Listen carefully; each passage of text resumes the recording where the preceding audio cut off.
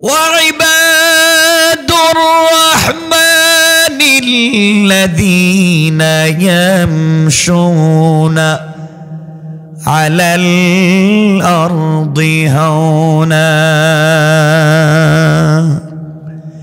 আল্লাহ রাব্বুল ইজ্জত ওয়াল জালাল বললেন গোলাম রে এই দুনিয়ার জমিনে যারা আমি আল্লাহর গোলাম দাবি করবে আশিক রাসূল দাবি করবে আমি আল্লাহর গোলাম নিজেকে মনে করবে দুনিয়ার জমিনে যারা আমার তাওহীদ এবং রাসূলের রিসালাতকে ফলো করবে আল্লাহ রাব্বুল ইজ্জত ওয়াল জালাল বললেন দুনিয়ার জমিনে যারা নিজেকে আমি আল্লাহর গোলাম দাবি করবে আমি আল্লাহর গোলামের এক নাম্বার গুণ হলো আমার গোলাম দুনিয়ার জমিনে কোনোদিন অহংকার করতে পারে না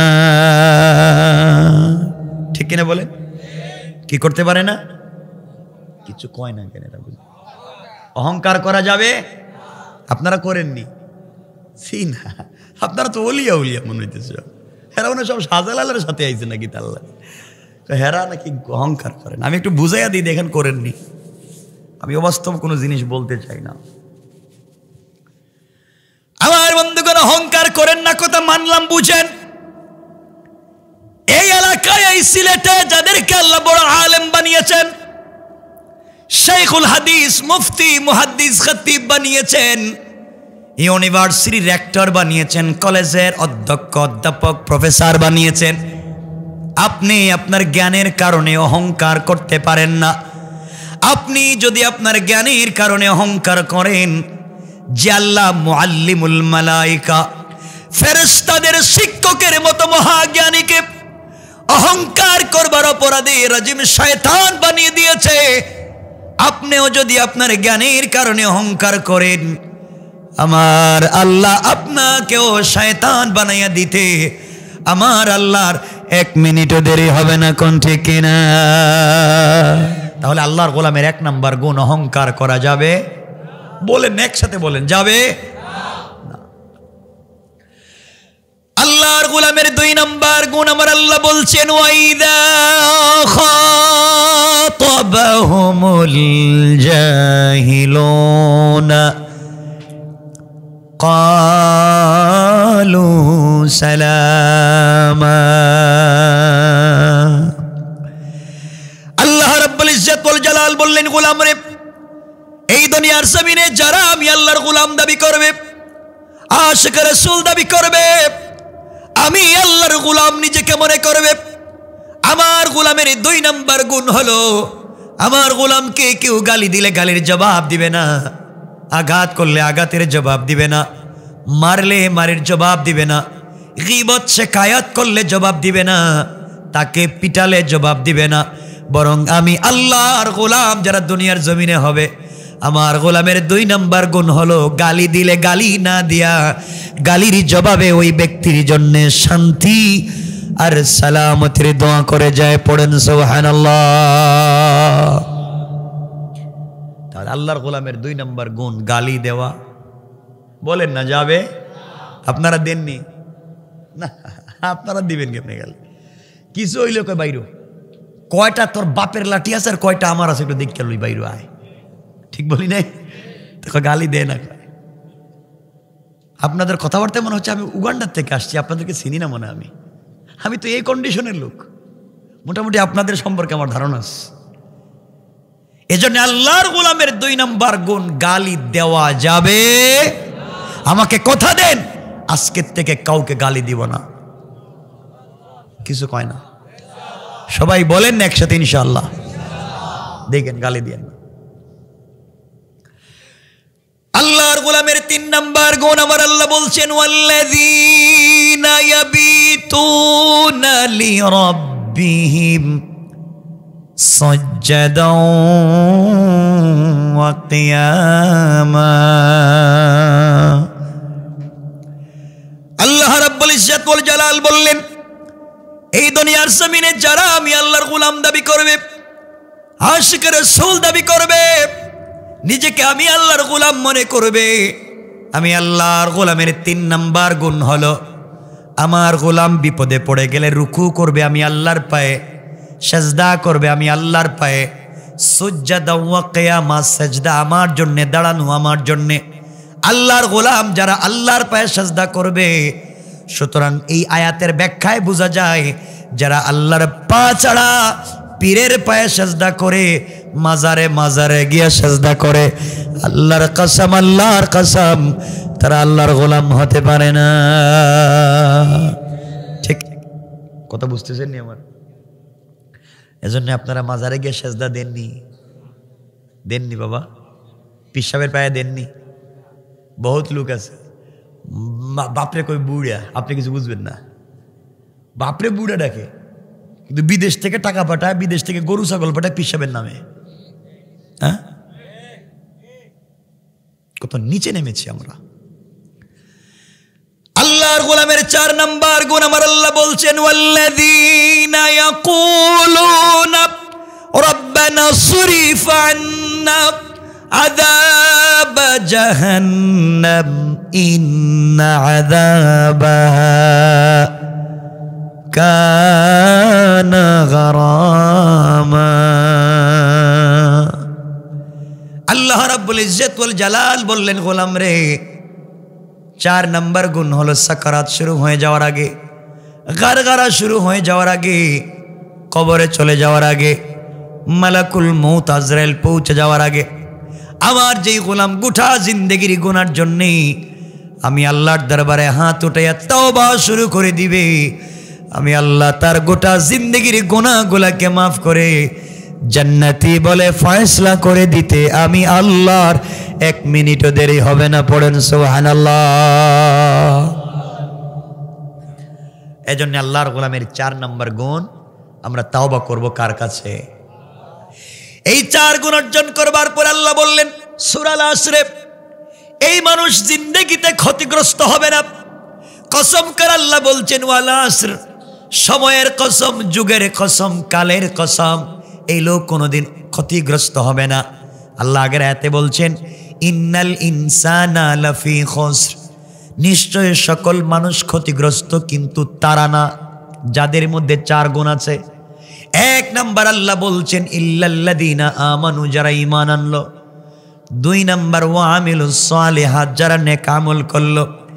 3 নাম্বার ওয়া তাওয়াসাউ বিল হক, যারা সকল সময়ে সকল কাজে সত্যের উপরে অটল অবিচল থাকলো। 4 নাম্বার ওয়া তাওয়াসাউ বিস সবর, সকল সময়ে জালেমের জুলুমের সময়ে যারা ধৈর্য ধারণ করলো। এই 4 কোয়ালিটি অর্জন করে যারা 4 গুণ অর্জন করবে, অহংকার করবে না, গালি দিবে না, রুকু সাজদা আল্লাহর পায়ে করবে, তওবা আল্লাহর জন্য করবে, এই 4 গুণ অর্জন যারা করতে পারবে, আল্লাহ বলেছেন ইন্তেকাল করতে দেরি হবে গোলাম, জান্নাতে যেতে 1 মুহূর্ত দেরি হবে না। পড়েন সুবহানাল্লাহ, আল্লাহু আকবার বলেন।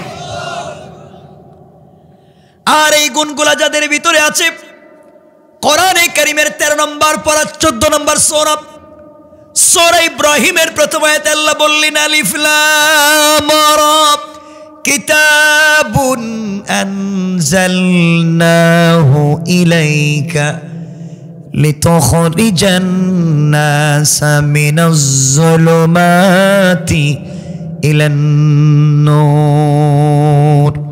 আল্লাহ রাব্বুল ইজ্জত ওয়াল জালাল বললেন, গোলাম রে, কোরআন একটা লাইটের নাম, কোরআন একটা ম্যাগনেটের নাম, কোরআন একটা চুম্বকের নাম, কোরআন একটা ডিজিটাল আলোর নাম।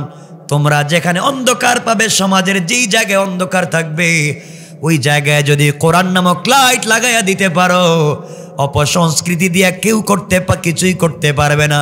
কোরআন নামক লাইট থাকলে সমাজ আলোকিত হয়ে যাবে। পড়েন সুবহানাল্লাহ। এজন্য চলার পথে অপসংস্কৃতি দূর করতে হলে লাগবে কোরআন নামক লাইট। কি লাগবে বলেন না কেন? কোরআন নামক, বলেন কোরআন নামক থাকবে, লাগবে তো ইনশাআল্লাহ, থাকবে তো ইনশাআল্লাহ। আমার বন্ধুগণ, কোরআন নামক লাইট যদি সাথে রাখেন কি হবে বুঝাতে চাই। ও যুবক, তোমাদের পায়ে ধরে বলি, তোমাদের কিছু বললেই বলো ব্যস্ত। ও বাবা, তোমাকে বলছি তাফসিরে আসো, তুমি ব্যস্ত। ওয়াজে আসো, ব্যস্ত। মসজিদে নামাজে আসো, তুমি ব্যস্ত। তোমাকে ভালো কাজের কথা বললে ব্যস্ত। আসো না নামাজে যাই, ব্যস্ত। আসো না ভালো কাজ করি, ব্যস্ত। কি নিয়ে ব্যস্ত?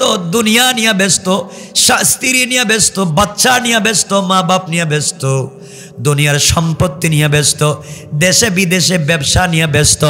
আরে যুবক, তোমার মতো কপাল পুড়ার নাই। তুমি দুনিয়ায় যতটুকুন ব্যস্ত, তোমার চাইতে কোটি গুণ বেশি ব্যস্ত আজরাইল তোমাকে নিয়া। ঠিক কিনা বলেন? আজরাইল আরো বেশি ব্যস্ত। তোমাকে কিছু বললেই বলে ব্যস্ত। আর যুবক শোনো, তোমাকে কিছু বললেই বলো ব্যস্ত। তোমার নাকি কালীঘাটে বিজনেস আছে, তোমার নাকি সিলেট শহরে বিজনেস আছে, তুমি বিজনেস ম্যাগনেট। ব্যবসা করতে গিয়ে জোহরের নামাজ নাই, ব্যবসায় সময় দিতে গিয়ে আসরের নামাজ নাই, ব্যবসায় সময় দিতে গিয়ে মাগরিবের নামাজ নাই, ব্যবসায় সময় দিতে গিয়ে ঈশার নামাজ নাই। শুধু টাকা টাকা টাকা চিন্তা করতে করতে কোনো ওয়াক্তের নামাজ নাই। এগুলা চিন্তা করতে করতে ঈশার পরে যখন দোকানে বসছো, ক্যাশের বাক্স খুলে টাকা গনতে গিয়েছো, সারাদিন কি বিজনেস করেছো সব তোমার মনে আছে, রবের কথা মনে নাই। আরে বুকা, হয়তো জানো না তোমার ক্যাশের বাক্সের ভিতরে আজরাইল বসা। ঠিক কিনা বলেন? আজরাইল আল্লাহকে বলছে, আল্লাহ শিকাওয়াত্রুক, ওরে কি ছাইড়া দিব না ধর্ম? ও বলে বিজনেস তার, ও বলে টাকা তার, ও বলে বাড়ি তার, ও বলে সব কিছু তার। তুমি বলো, ও বলতেছে টাকা নাকি তার, তুমি বলো ছাইড়া দেব না ধর্ম। আল্লাহ কয়ের কান বরাবর একটা থাপ্পড় দে। আল্লাহ থাপ্পড় দিলে কি হইব? মাথা গরম হইব। মাথা গরম হইলে কি? বেরেই নিষ্ঠুক। ভুল বললাম মনে হয়? বহুত লোক আছে দোকানে দেখবেন বসে আছে, হঠাৎ স্ট্রোক করে নিস। হয় না ঘটনা? কেন দুনিয়া নিয়ে ব্যস্ত? যুবক, তোমাদেরকে বলছি, তোমার নাকি আমেরিকার স্পন্সর এসেছে, তোমার নাকি সাপোর্টিং লেটার এসেছে, তুমি নাকি স্টুডেন্ট ভিসায় কানাডা চলে যাচ্ছ, তোমার নাকি স্পাউস ভিসা এসেছে, তুমি ইংল্যান্ডে চলে যাচ্ছ, সবার কাছ থেকে বিদায় নিচ্ছ। আমি তো চলে যাচ্ছি ওয়েস্টার্ন কান্ট্রিতে, সো আমি হ্যাপি লাইফ এনজয় করব। আরে বোকা, তুমি জানো না সবার কাছ থেকে বিদায় নিচ্ছ, সবার কথা স্মরণ আছে, একমাত্র রবের কথা স্মরণ নাই। সবার কাছ থেকে বিদায় নিয়া আগামীকালকে সকালবেলা তোমার ফ্লাইট, তুমি বালিশের নিচে 5 ফুটটা রেখেছ, যে 5 ফুটে ভিসা লেগেছে, তোমার বালিশের দাম 50,000 টাকা, তোমার বেডের দাম 1 লক্ষ টাকা, তোমার সেই বিছানার দাম হয়তো 5 লক্ষ টাকা। সব ঠিক আছে, এয়ার কুলার, এয়ার কন্ডিশন, টাইস আর সিরামিক ফিট করা রুম, সব তোমার ঠিক, সব মনে আছে। মনে নাই রবের কথা? তুমি ঘুমাইছো, হয়তো জানো না তোমার বালিশের নিচে আজরাইল বসা।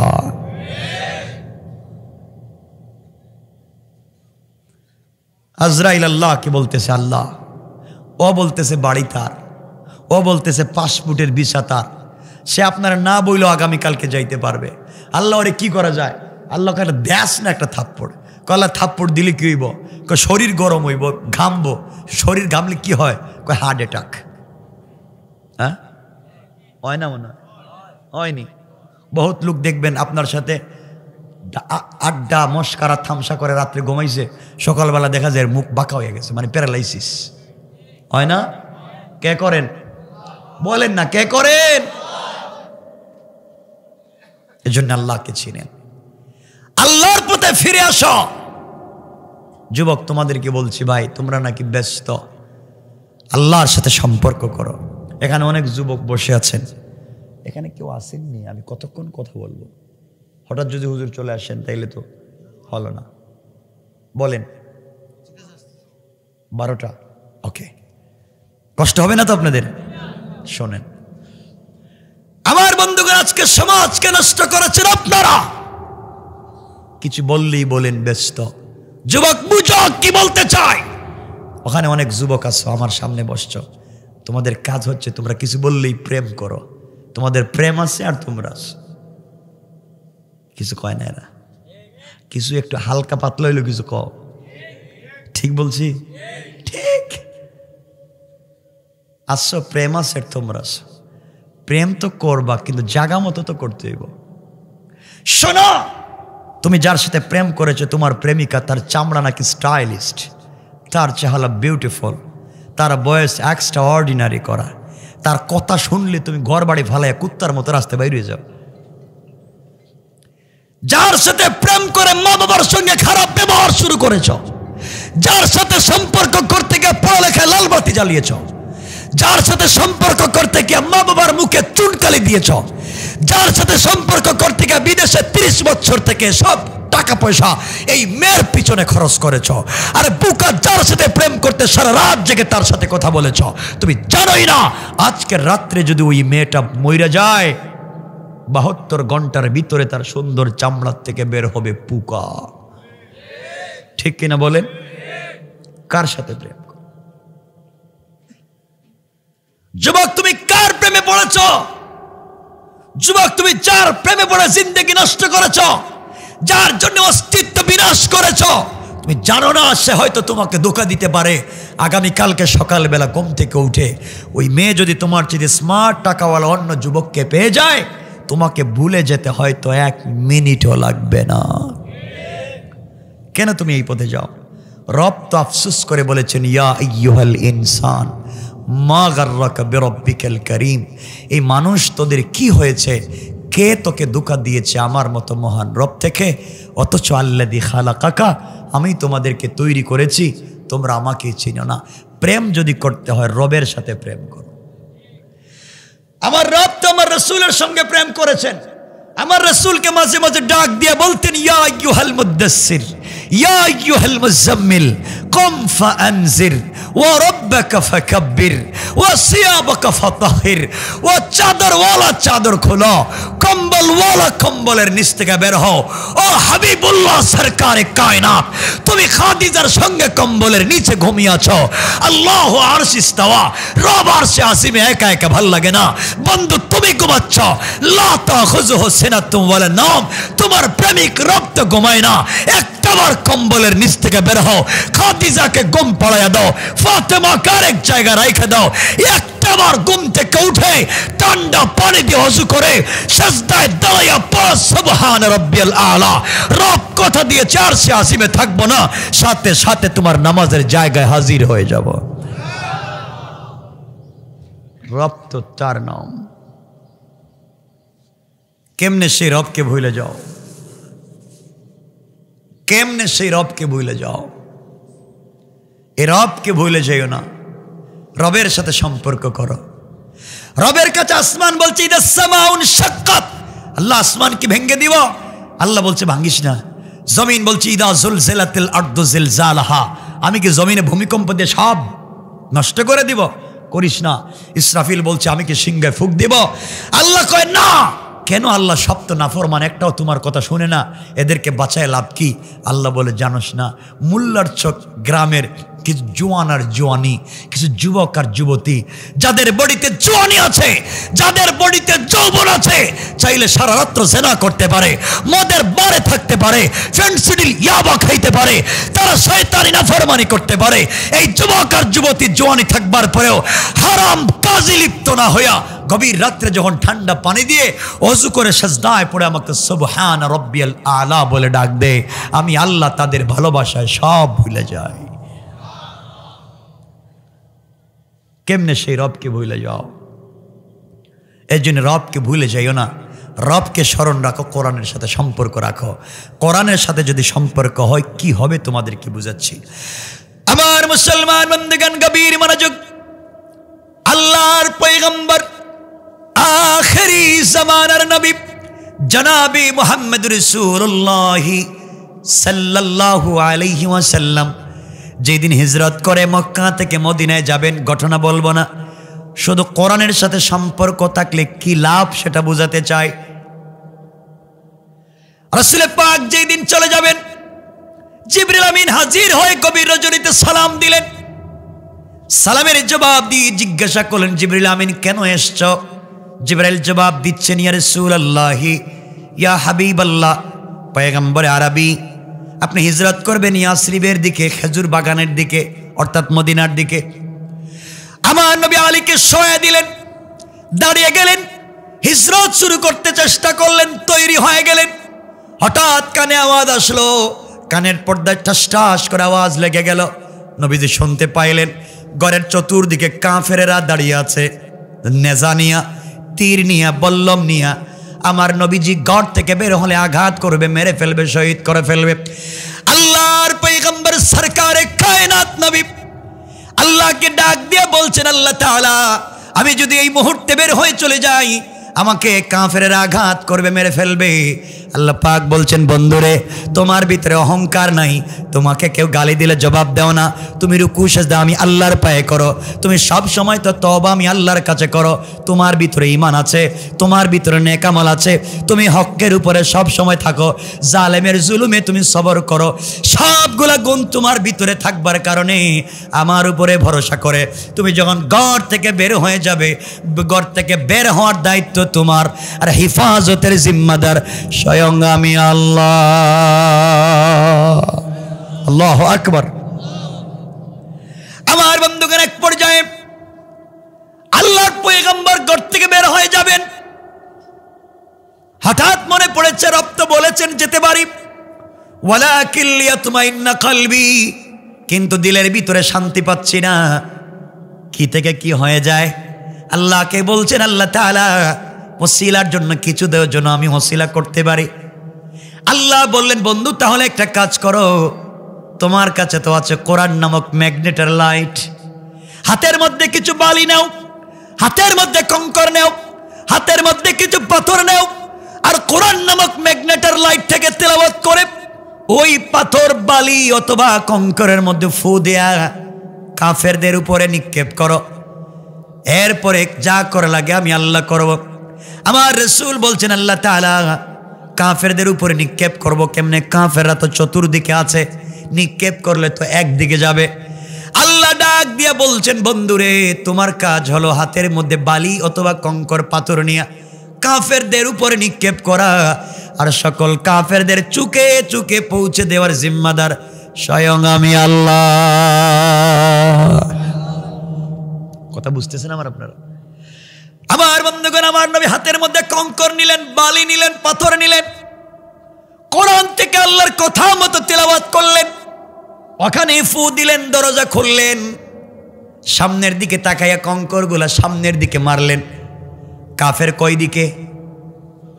রাসূল মারলেন কয় দিকে?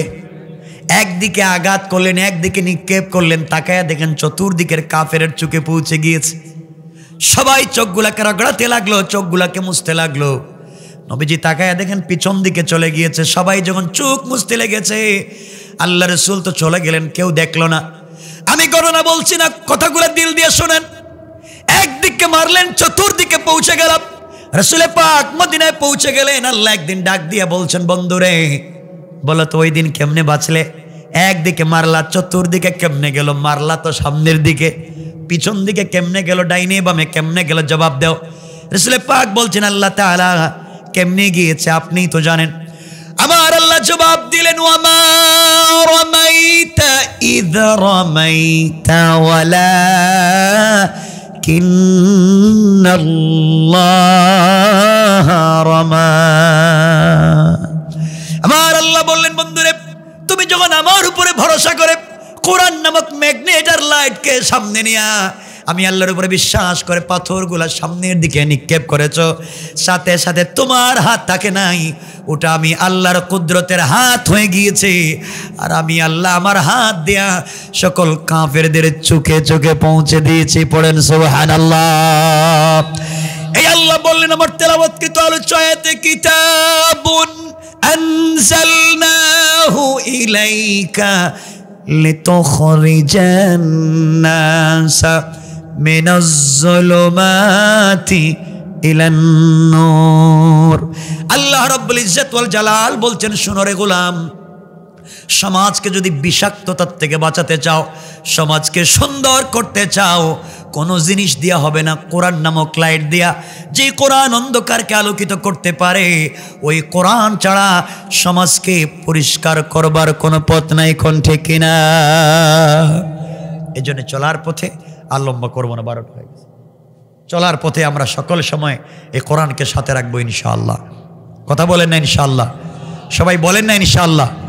এজন্য আমরা অহংকার করব, গালি দিব,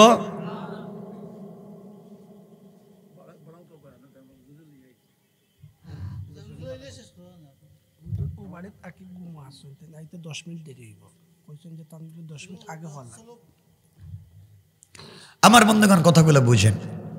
সুতরাং সমাজকে পরিশুদ্ধ করতে গেলে কি লাগবে? কি লাগবে বলেন না কেন? আমার দিকে তাকান, লাগবে কি? সবাই বলেন কি লাগবে?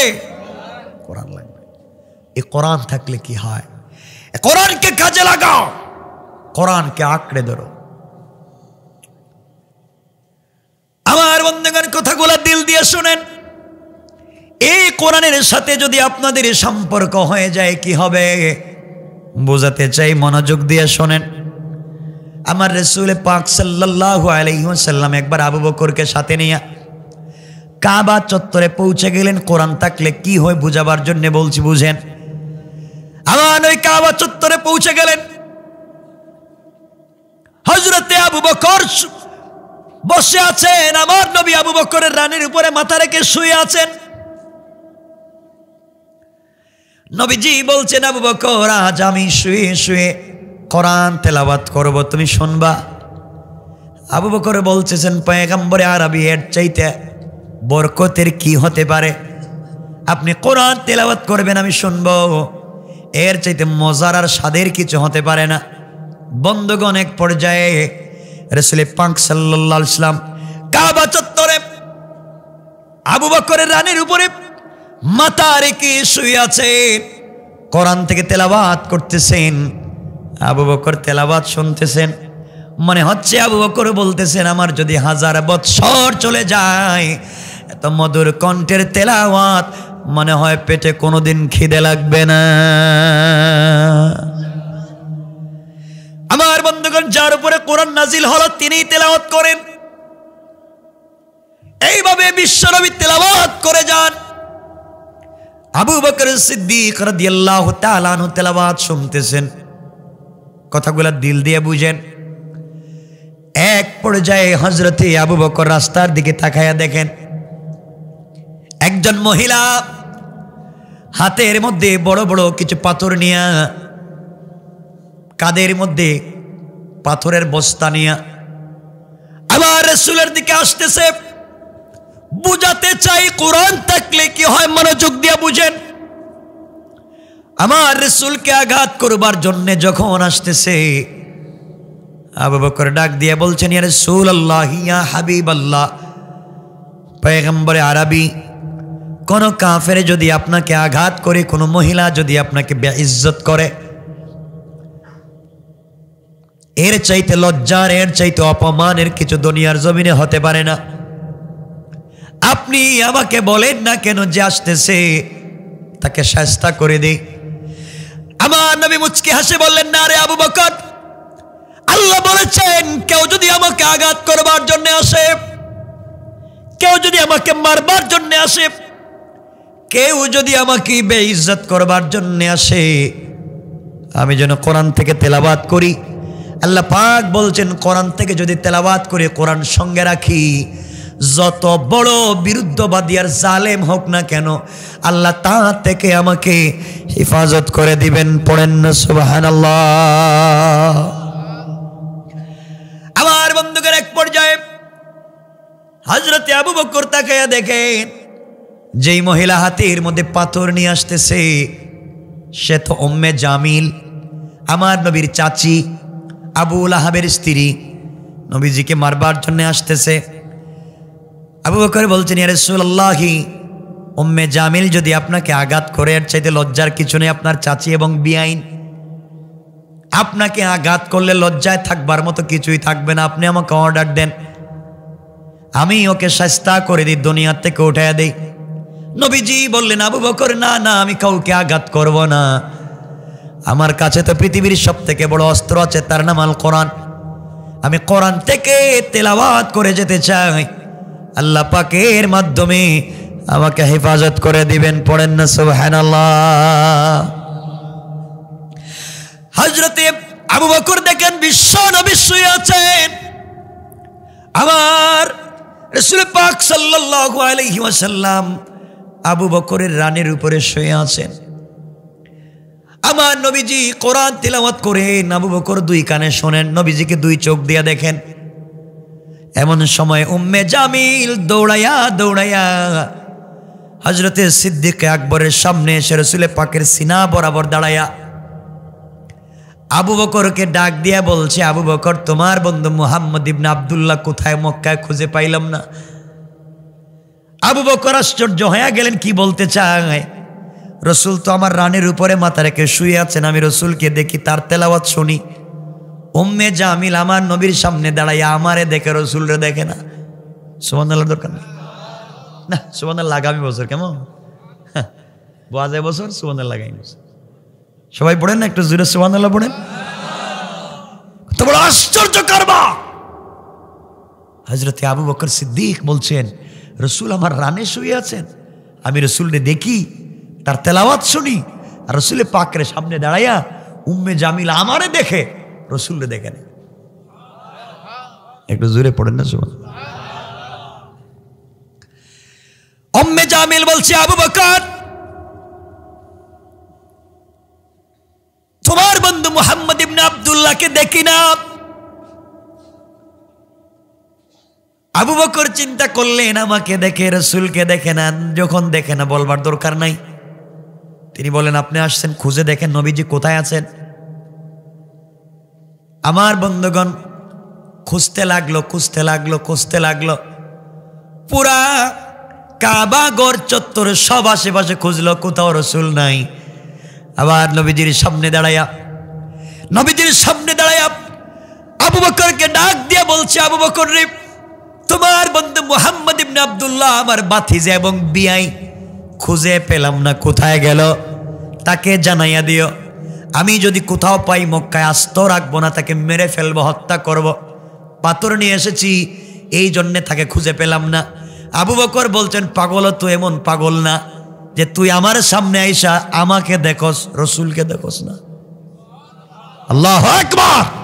তুই নবীজিকে মারবে, তুই তো সামনেই দেখোস না। আবু বকর বললেন, ঠিক আছে। উম্মে জামিল গালি গালাজ করে আমার নবীকে গালি দিয়ে যখন চলে যায়, হযরত আবু বকর সিদ্দিক রাদিয়াল্লাহু তাআলা আনহু উঠে গেলেন, আমার নবীজিকে জড়াইয়া ধরলেন, কপালে চুম্বন করলেন, হাউমাউ করে কাঁদতে লাগলেন, আর ডাক দিয়া বললেন, ইয়া রাসূলুল্লাহ, ইয়া হাবিবাল্লাহ, পয়গম্বরে আরবি, আপনার সামনে দাঁড়াইয়া উম্মে জামিল আমাকে দেখে, আপনাকে দেখে না, ব্যাপার কি? আমার নবীজি বলছেন, আবু বকর রে, আমার আল্লাহ বলে দিয়েছেন, কোন বিরুদ্ধবাদী, কোন কাফের, কোন নাফরমান কোনদিন যদি আমাকে আঘাত করবার জন্য আসে, আল্লাহ বলছেন আমি যেন কোরআন থেকে তিলাওয়াত করি। আল্লাহ বলছেন, পয়গম্বরে আরবি, আপনি কোরআন থেকে তিলাওয়াত করে যাবেন, আমি আল্লাহ হিজাবাম মাসতুরা, আকাশ থেকে একটা গোপন পর্দা পাঠাইয়া ওই কাফের আর আপনার মধ্যখানে পার্টিশন সৃষ্টি করে দেই। পড়েন না সুবহানাল্লাহ, আল্লাহু আকবার বলেন। এজন্য আমার বন্ধুগণ, যে আল্লাহ পাক আমার রাসূলকে কোরআন তেলাওয়াতের কারণে সকল বিপদ থেকে মুক্ত রেখেছেন, আপনি আর আমি যদি কোরআন তেলাওয়াত করি, সকল সময় কোরআনের সংস্পর্শে তাকে, কোরআনকে কাজে লাগাই, আল্লাহ পাক রব্বুল ইজ্জত ওয়াল জালাল বলেছেন, যেই গোলাম দুনিয়ার জমিনে চলার পথে অহংকার করবে না, যেই গোলাম চলার পথে কাউকে গালি দিবে না, যেই গোলাম রুকু সেজদা আল্লাহর পায়ে করবে, যেই গোলাম তওবা আল্লাহর কাছে করবে, যেই গোলাম ঈমান আনবে, যেই গোলাম নেক আমল করবে, যেই গোলাম সকল সময় সত্যের উপরে অটল অবিচল থাকবে, যেই গোলাম সব সময় জালেমের জুলুমে ধৈর্য ধারণ করবে, আল্লাহ রাব্বুল ইজ্জত ওয়াল জালাল বললেন, এই গুণগুলা যাদের ভিতরে প্রতিষ্ঠিত হয়ে যাবে, আমি আল্লাহ কথা দিলাম, গোলাম রে, দুনিয়ার জমিনে তোমাকে হিফাজতের জিম্মাদার আমি নিলাম, আর ইন্তেকালের পরে বিনা হিসাবে জান্নাতের ওয়াদা দিয়ে দিলাম। পড়েন না সুবহানাল্লাহ, আল্লাহু আকবার বলেন, আল্লাহু আকবার। এজন্যে আমার বন্ধুগণ, এই কোরআনকে সাথে রাখবো তো ইনশাআল্লাহ, চলার পথে সকল সময় কোরআনকে আমরা সঙ্গে রাখবো তো ইনশাআল্লাহ। আমাকে কথা দেন, আজকের থেকে অহংকার করবেন না। কিছু বলেন না কেন ভাই? একটু কথা দেন না, অহংকার করবেন? কাউকে গালি দিবেন? রুকু সেজদা কার পায়ে করব? তাওবা কার কাছে করব? ঈমান কার উপরে আনবো? আমরা শিরিক মুক্ত ঈমান রাখবো, বিদআত মুক্ত আমল করব। এভাবেই আমরা দুনিয়ার জমিনে জিন্দেগি কাটাইয়া আখিরাতের দিকে চলে যাব। দুনিয়া যেহেতু জন্মই নিয়েছি, ইন্তেকাল আপনাকে আমাকে করাই লাগবে। কবর থেকে বাঁচতে হবে। একবার যদি আযাবের ঘাটে পড়ে যাই, কেউ বাঁচাবে না। কোরআনে কারীমের সূরা আল মারিজে 70 নম্বর সূরা, সূরা আল মারিজের 15 নম্বর আয়াত থেকে আল্লাহ বলছেন, কাল্লা ইন্নাহা লাযা নাযাআতাল লিশাওয়া। এমন করে পিটাবেন, চামড়া উঠায়া দিবেন, হাড্ডি ভেঙে দিবেন, গোশত জ্বালায়া দিবেন, রূহ জ্বলবে না। তাদউ মান আদবারা ওয়া তাওয়াল্লা। যাদের কথায় শয়তানি নাফরমানি করেছি, এদেরকে ডাকলেও কেউ আসবে না, মুখ ফিরে চলে যাবে, মুখ ফিরে চলে যাবে। ওয়া জামাআ ফাআওয়া। যারা সম্পত্তি জমা করেন আর ফিক্সড ডিপোজিট করেন, মনে করেছেন এগুলোর মাধ্যমে জান্নাতে যাবেন, না। আল্লাহ বলছেন ওয়া জামাআ ফাআওয়া। যারা সম্পত্তি জমা করলো আর ফিক্সড ডিপোজিট করলো। কোরআনে কারীমের 30 নম্বর পারা সূরা হুমাজার মধ্যখানে বলছেন, আল্লাযী জামাআ মালাও ওয়া আদ্দাদা। যারা সম্পত্তি জমা করলো আর গণনা করলো, ফি আমাদিম মুমাদ্দাদা। তারা ঠিকমতো যাকাত দিল না, পাবলিকের হক দিল না, তাদেরকে আল্লাহ বলছেন 1 লক্ষ বকরির জীবন্ত বাচ্চাকে মাথা নিচের দিকে করে পা উপর দিকে উঠাইয়া, জীবন্ত বকরির বাচ্চার শরীর থেকে চামড়া নিচের দিকে টাইনা নামালে যে কষ্ট হবে, 19 জন ফেরেশতা দিয়া মাথা নিচের দিকে করে পা উপর দিকে উঠাইয়া টাইনা টাইনা চামড়া নামাবেন। কি বুঝলেন? এখন কি পাবলিকরে ঠকাইয়া খাইবেন? যারা ইয়াতিমকে ঠকাইয়া খায়, আল্লাহ বলছেন ইন্নামা ইয়াকুলুনা ফি বুতুনিহিম নারা। যারা ইয়াতিমরে ঠকাইয়া খায়, তারা তাদের পেটে আগুন ছাড়ার কিচ্ছু ঢুকায় না, শুধু আগুন। আল্লাহ বলছেন ওয়াসায়াসলাউনা সাইরা। আর অচিরে আমিও তাদেরকে আগুনে ঢুকাবো। এজন্য আল্লাহর ওয়াস্তে এই সমাজে আমরা কাউকে কষ্ট দিব না, ইনশাআল্লাহ। বলেন না?